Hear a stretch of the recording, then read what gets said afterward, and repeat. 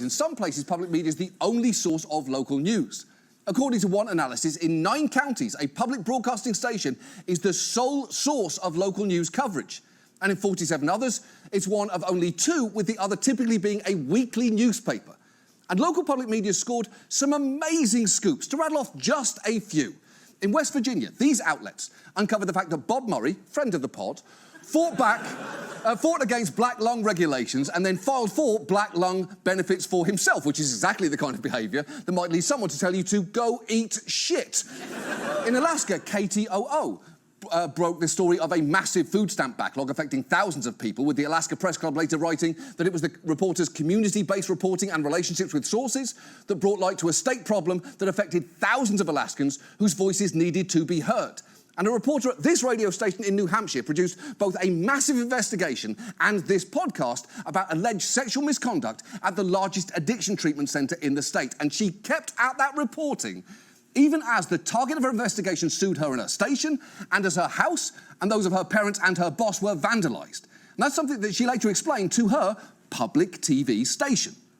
My husband checks our security cameras, and sure enough, a brick had been thrown through my living room window, and the words "just the beginning" were spray painted exclamation point under the broken window. And you have a young daughter. I do have a young daughter. And was there a point when you thought maybe I won't be continuing this? Did it make you think about dropping this, not wanting to continue working on it?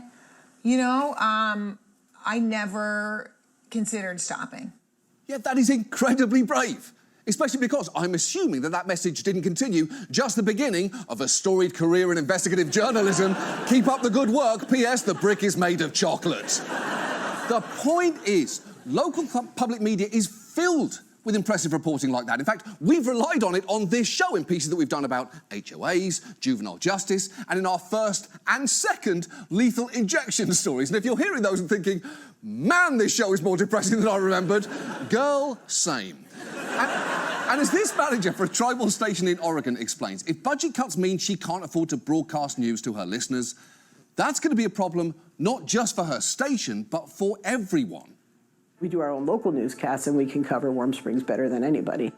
Mainstream media doesn't necessarily show up unless something very bad has happened. She'll have to make cuts, and she expects to lose access to national news and tribal networks. Native America Calling in National Native News, and those are programs that people here love and tune in for, like every day at 10 o'clock. Leaving the high desert at risk of becoming a news desert. There'll be like a void where probably incorrect information will grow. Exactly.